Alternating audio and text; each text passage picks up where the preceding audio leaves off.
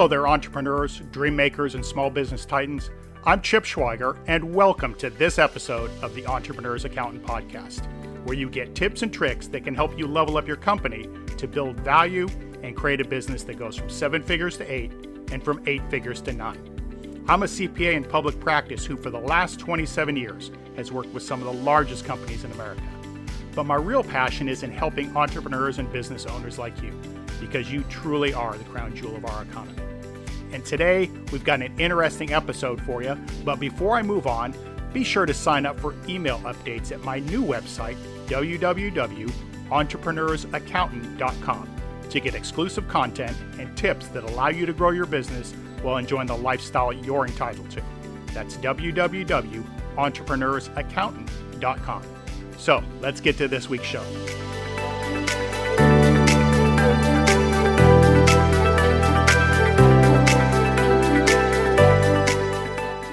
So welcome to this week's show. Really happy to have you here. I think it's going to be an interesting show. It's kind of going to be a little bit shorter than normal shows because I really want to hammer home just one particular point that I think is really important now that we're coming out of the pandemic.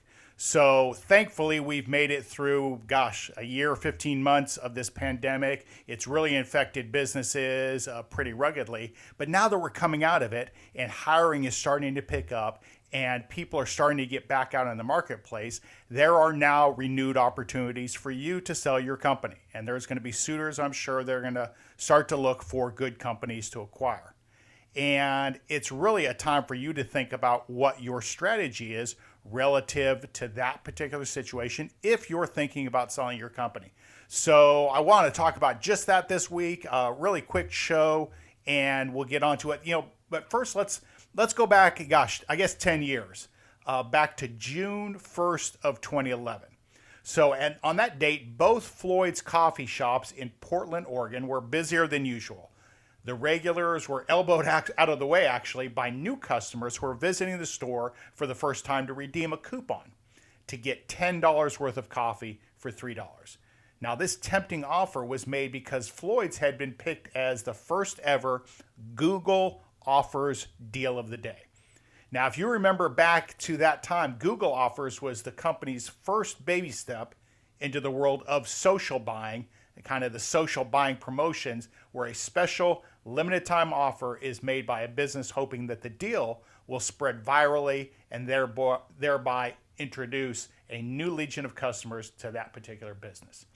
Google, of course, didn't invent the deal of the day category. They were actually goaded into it after their generous $6 billion offer to buy Groupon was turned down. And now at this point, Groupon was starting to feel the pinch after thumbing their nose at one of the world's largest, most valuable companies.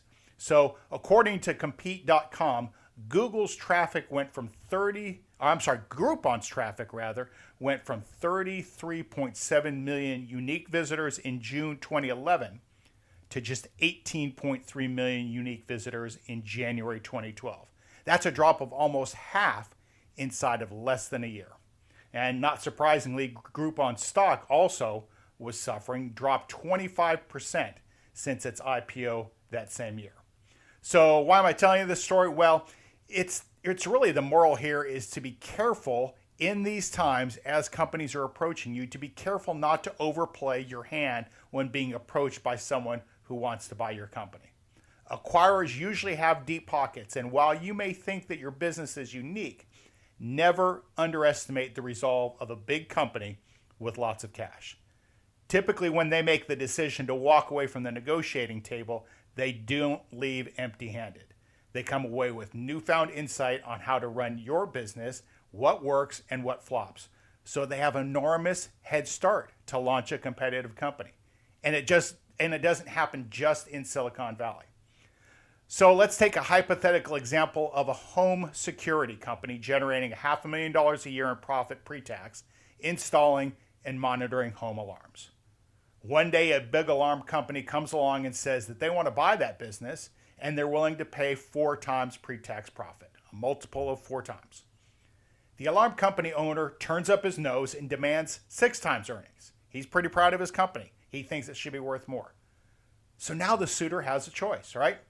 They can try and negotiate with the owner, but that would really undermine the economics of the model that they've used to probably buy hundreds of similar alarm companies across the country.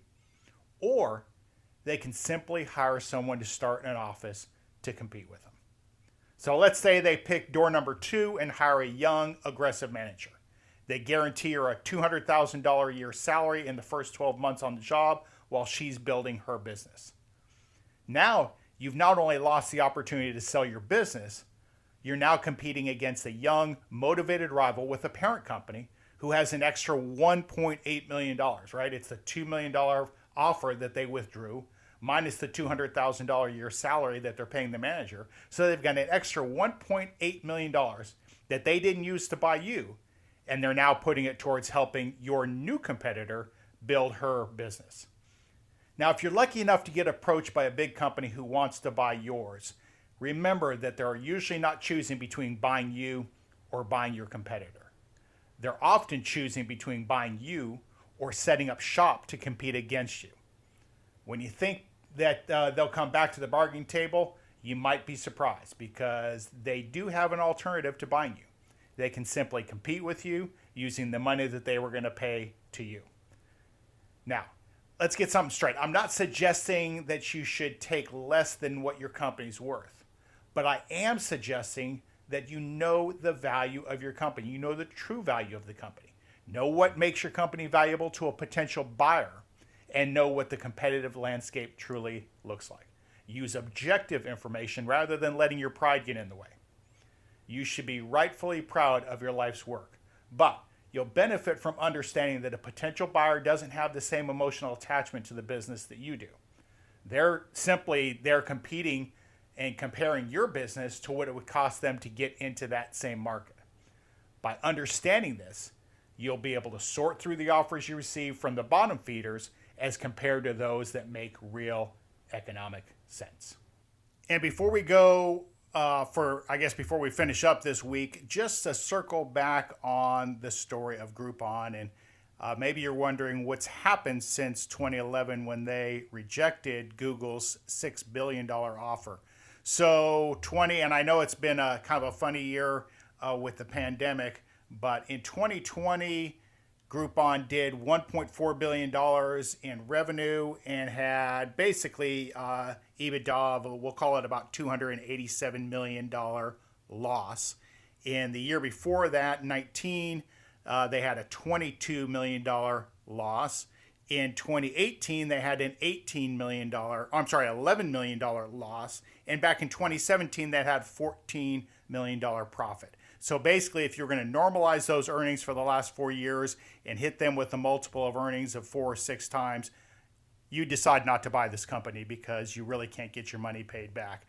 They have, over the last 4 years, ended up losing about almost $300 million in EBITDA.